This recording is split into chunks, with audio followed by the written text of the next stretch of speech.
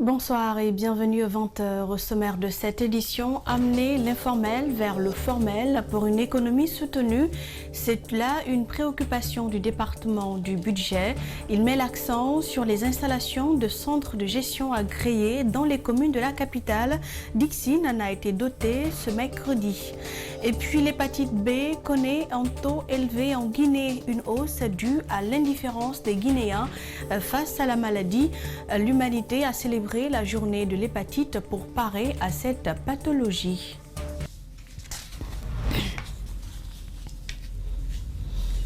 Et nous commençons par cette brève. Alors que les candidats au CEE devaient affronter les premières épreuves ce vendredi 30 juillet, le lancement a été décalé d'une journée. Ils vont donc entamer l'examen le samedi 31 juillet pour terminer le lundi 2 août 2021. Les raisons invoquées, le nombre élevé de centres d'examen du CEE, leur dispersion et l'obligation d'acheminer les sujets dans des endroits distants entre certaines préfectures et sous-préfectures dont l'accessibilité pose quelques problèmes, explique ce décalage d'une journée. Le MENA invite les IRE, les DCE et les DPE, chacun en ce qui le concerne, à prendre toutes les dispositions pour le respect de ce nouveau calendrier. Comment parvenir à une économie soutenue? En essayant de répondre à cette préoccupation, les autorités guinéennes se servent des alternatives pour drainer un grand nombre de ceux qui évoluent dans l'informel vers le formel. Et pour y arriver, le département du budget a alors initié l'installation des centres de gestion agréés dans les communes de la capitale. Et ce mercredi, Dixine a eu l'honneur de se doter d'un centre. Il a été inauguré devant le ministre d'État, ministre secrétaire général à la présidence et de nombreux responsables locaux, Djibril Ba et Thierno Sadouba. Depuis l'entame de son troisième mandat, le chef de l'État s'est inscrit dans une dynamique, celle qui consiste à la mobilisation des ressources internes. Pour réussir, de nombreuses alternatives sont utilisées pour une économie soutenue. Convaincre des entreprises à se formaliser n'est pas un exercice aisé, mais le département de l'économie s'évertue à créer des centres de gestion agréés. Cela, selon le ministre du Budget, offre la possibilité d'avoir accès au crédit. Des opérateurs économiques qui sont des PME, des PME du secteur informel, le faire venir au niveau du secteur formel, permet d'une part de bénéficier des allégements fiscaux, de les fiscaliser, parce que dans tous les pays au monde, quand on est fiscalisé, on a un avantage concurrentiel élevé par rapport à la levée du fonds. Jusque-là, certaines communes ne sont pas dotées de centres de gestion agréés. Désormais, Dixine entre dans le giron de la transformation économique et sociale souhaitée par le président Condé. La formalisation n'est pas une contrainte, mes chers entrepreneurs et entrepreneuses. La formalisation est une opportunité. C'est pour cela, comme le rappelait Monsieur le ministre du Budget, Monsieur le Président de la République, le professeur Alpha Condé, a défini un régime juridique spécial propre aux centres de gestion agréés pour que les PME, PMI et les auto-entrepreneurs bénéficient d'une assistance adaptée avec des allègements adaptés et étalés sur les premières années d'activité. Tout est mis en œuvre pour la réussite de cette initiative, assure le département du budget. Les conducteurs de mototaxi font partie des corporations ciblées. Par exemple, un jeune motard qui est là, il n'est pas formalisé. Pour lui, il est difficile de se formaliser. Pour lui, il est difficile de grandir. Mais c'est la proximité, on va se rapprocher de ces gens. À date, les centres de gestion agréés s'accroissent. Le processus va continuer, promettent les autorités.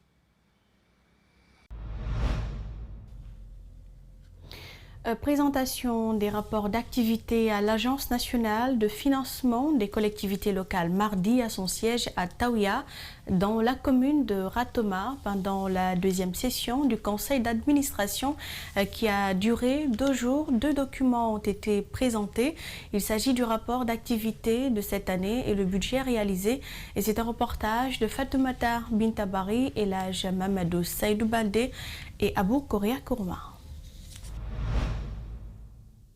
Réunis pour la deuxième fois cette année en conseil d'administration, les cadres de l'Agence nationale de financement des collectivités locales ont mis l'occasion à profit pour échanger sur les rapports d'activité de l'année en cours ainsi que le budget réalisé. Au cours de la précédente année, 789 micro-projets ont été réalisés. Pour la présidente du conseil d'administration de l'ANAFIC, cette rencontre vise à faire le point sur les projets déjà entamés. Il y a des infrastructures qu'on a réalisées l'année dernière, par exemple les écoles, mais il manquait le logement du personnel, c'est-à-dire du directeur de l'école. Donc cette fois-ci, on a demandé le reliquat de 2019 qui restait, 2020, on a demandé de financer les confortatifs. Il y a des infrastructures aussi qu'on a réalisées, mais on n'a pas eu suffisamment d'argent pour faire les latrines. Donc tous ces compléments-là ont été programmés cette année, en 2021. Par ailleurs, des retards sont souvent accusés dans la réception des infrastructures. Face à ce problème, des recommandations sont faites. Il y a des PME qui ont 2 ou 3 contrats. Donc on s'est dit que ce n'était pas normal. Donc si quelqu'un a 5 ou 3 ou 4 contrats, il a un contrat à Zérekoré, il a un contrat à Kankan, un contrat à Labé, il ne peut pas réaliser dans les délais parce qu'il est obligé de se déplacer, d'aller à Kankan, à Zérekoré, à Labé. Donc on s'est dit qu'il fallait donner aux natifs, ceux qui sont les PME qui sont de la région ou de la préfecture. Si vous leur donnez, là ils sont obligés de réaliser et être dans le délai. Dans la réalisation des futurs projets, Hadja Christine Sagno compte s'impliquer davantage pour la prise en compte des questions environnementales. La santé s'invite à présent dans cette édition. L'hépatite virale B a une fréquence de 19% et 4,4% pour l'hépatite C en Guinée contre 8% en Afrique, un des taux les plus élevés dans le monde. Et d'après l'ONG SOS Hépatite Guinée, cette augmentation est due à l'indifférence des Guinéens face à ces maladies. À l'occasion de la journée mondiale contre l'hépatite B, nos reporters Fatoumata Bintabari et Abdoulaye Bangoura ont rencontré un gastro-entérologue. Suivez le reportage. Cet homme qu'on a choisi d'appeler Karim se plaint d'hépatite B.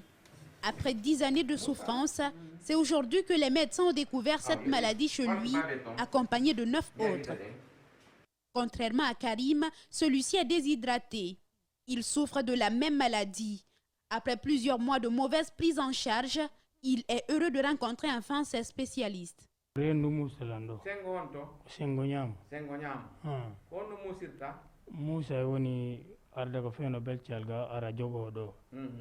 Martine, quant à elle, a été dépistée il y a de cela 3 ans. Après un traitement adéquat, aujourd'hui elle est soulagée.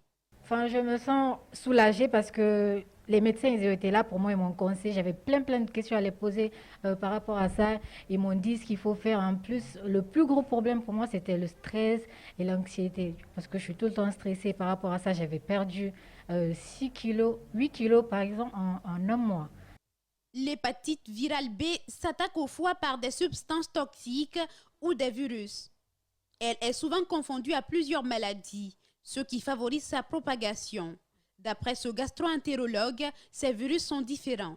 6,66% des gens ont la cirrhose. Nous avons 4,79% de cancer parmi ces 5000-là. Et tous les cas de cancer-là meurent en moins d'1 an après la découverte. Nous avons même des cas de jeunes filles de 18 ans qui meurent de cancer du foie. Donc, c'est une infection qui est là, qui se transmet par voie sexuelle, par transfusion sanguine, par la sueur, par la salive. Des études de l'ONG SOS Hépatite prouvent que les hépatites virales B et C sont plus fréquentes en Guinée avec 19 et 4,4%. La maladie, une fois contractée, sa prise en charge est difficile pour plusieurs facteurs. Rien que le petit flacon pour faire la charge virale coûte 50 millions de francs guinéens. Il faut passer par le stade ELISA avant de faire la charge virale. Les gens sont pauvres, ils sont analphabètes. Pour permettre de renforcer les mesures afin d'améliorer l'accès aux services de dépistage et de traitement, ce gastro-entérologue préconise. cette exception négative-là, il faut absolument que chacun fasse quelque chose. Chacun se dépiste son partenaire et son entourage.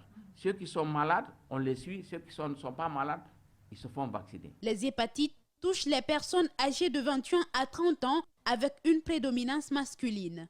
De 2012 à 2021, ces médecins ont diagnostiqué et suivi 100 315 patients atteints de ces maladies. Selon l'OMS, seule une personne sur 20 sait qu'elle a une hépatite et seulement une sur 100 est traitée.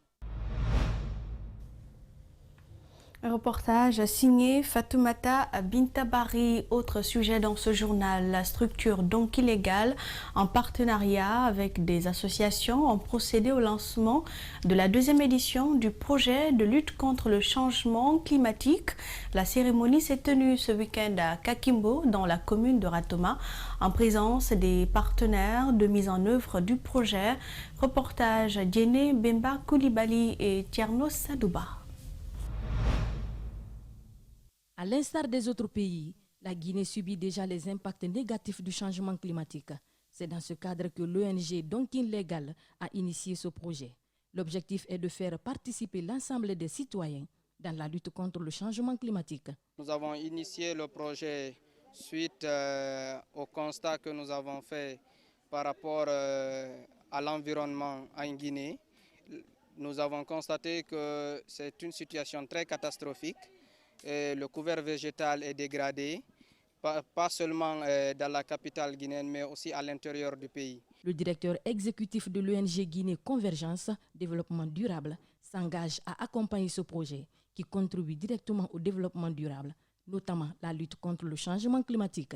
On a une commission pour le suivi des plantes et on aura un chronogramme sur lequel on peut évoluer pour venir faire le contrôle et pas simplement sur cette forêt. À l'intérieur du pays aussi, les associations qui ont des pépinières, ces gens qui gèrent les pépinières sont en train de gérer tous les endroits reboisés. Le représentant de l'UECL a salué le principe adopté par les initiateurs. Il a ensuite invité la population à appuyer cette belle initiative. Cela doit vraiment nous interpeller. Et surtout, nous sommes en train de vivre les conséquences du changement climatique. Et nul n'ignore l'importance de l'arbre en termes de stockage de carbone. Et l'arbre aussi est un bon atténuateur du changement climatique. Selon les spécialistes, au cours des 15 dernières années, des inondations ont causé des pertes humaines et des dégâts matériels importants, en laissant des milliers de familles sans abri. Le centre e-learning qui a été initié par le gouvernement indien a été inauguré ce mercredi dans l'enceinte de l'université Gamal Abdel Nasser de Conakry. La cérémonie a mobilisé les responsables du ministère de l'enseignement supérieur et ce centre permet aux étudiants de la nouvelle génération d'avoir une maîtrise de la langue anglaise et la technologie. Makissa Kamara Aboubakar Keke Bangora. La technologie se développe en Guinée. L'université Gamal Abdel Nasser ne voudrait pas être en marge de cette révolution. Aujourd'hui, les responsables sont parvenus à donner des cours en ligne aux apprenants grâce à la collaboration avec le gouvernement indien. Tout est mis en œuvre pour que l'initiative profite aux étudiants sur place. L'on peut remarquer des appareils de la dernière génération. Mais nous avons demandé aussi à l'ambassade de l'Inde comment mettre des enseignants à disposition dans un premier temps en ligne et après faire des formations en présentiel, non seulement pour la jeunesse, mais aussi pour des enseignants-chercheurs de notre pays, parce que qui parle de technologie de l'information parle de langue anglaise. Dans ce centre appelé Inerling, abrité par l'université Gamal Abdel Nasser de Conakry, les étudiants pourront s'inscrire pour faire la licence, le master et des cours de certification. Ici, la clé de voûte de la réussite demeure l'anglais et la technologie. Des cours des formations de certification pour 3 mois, 6 mois. Et si vous postulez, vous venez dans leur plateforme, vous vous inscrivez.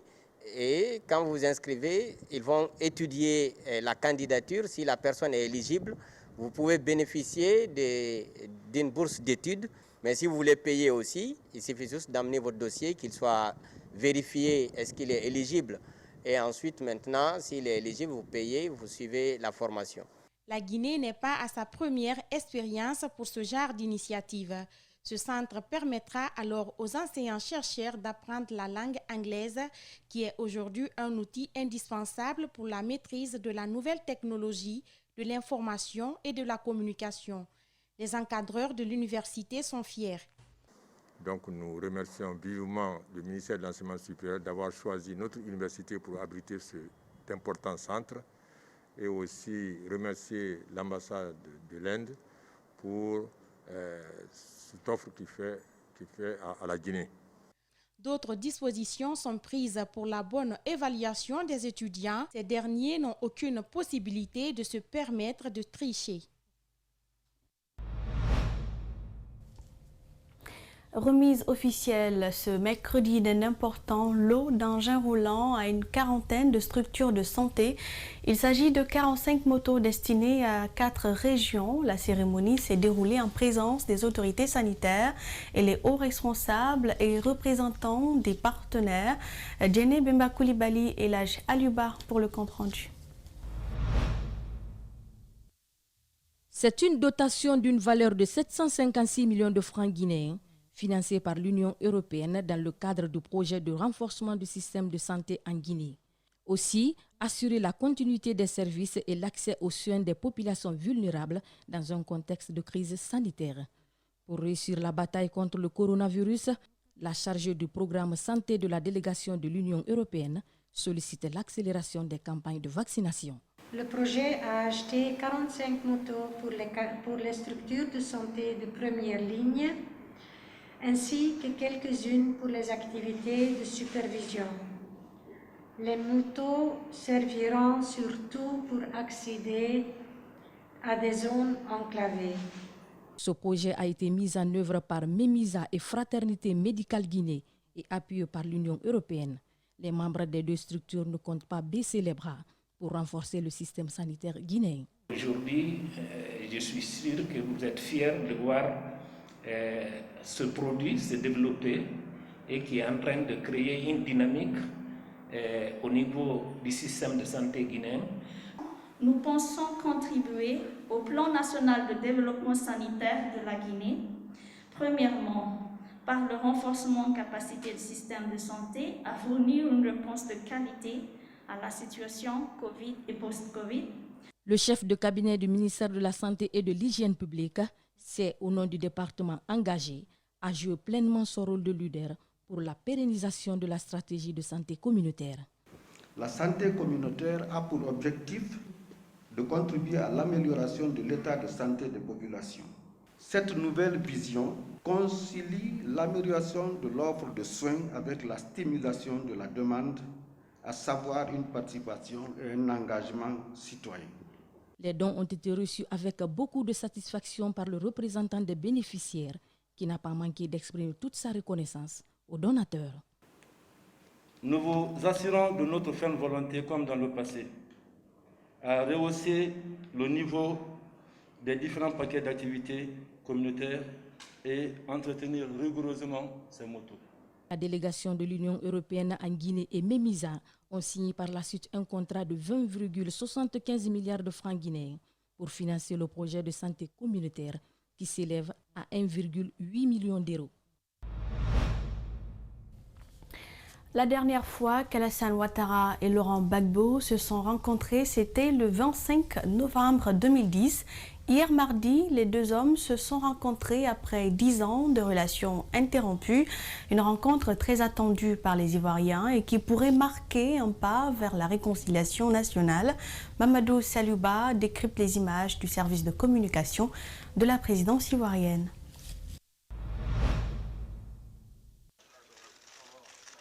La rencontre est historique. L'image signe d'une Côte d'Ivoire qui se pardonne, qui se parle et qui cherche à aller de l'avant. Personne n'y croyait. Ceux qui étaient hier des rivaux sont aujourd'hui des amis. Après des discussions très détendues au palais présidentiel, les deux hommes s'adressent à la presse.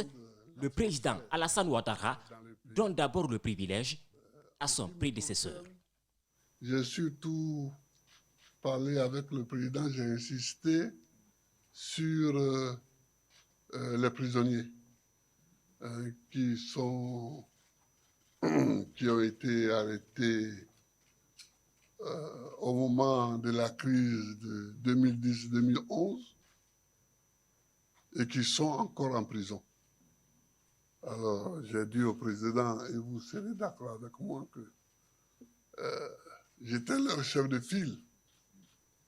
Et moi, je suis dehors aujourd'hui. Et ils sont en prison. Et j'aimerais que le président fasse tout ce qu'il peut pour les libérer.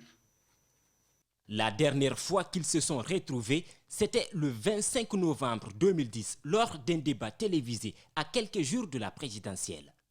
La suite, la Côte d'Ivoire plonge dans la violence, quelques 3000 personnes sont tuées, Ouattara prend le pouvoir et Gbagbo part à la haie avant d'être blanchi des charges qui pesaient sur lui.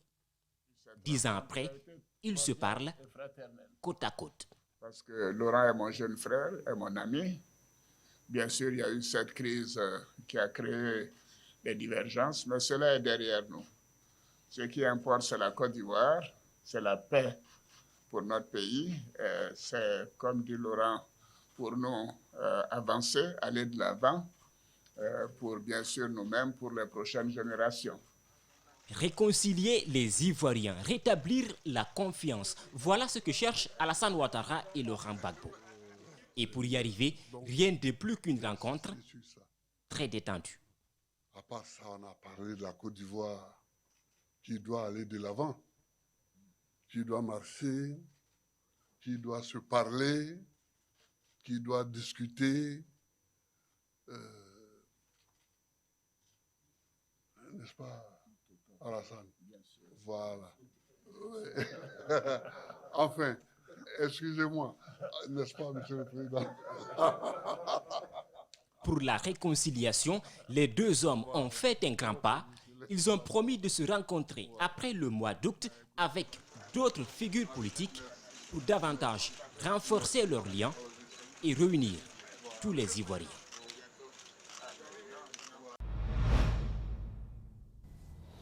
Et voilà, c'est la fin de cette édition réalisée par l'ensemble de la rédaction. Merci à tous de l'avoir suivi. Les infos reviennent à 22h. Bonne soirée sur Espace TV.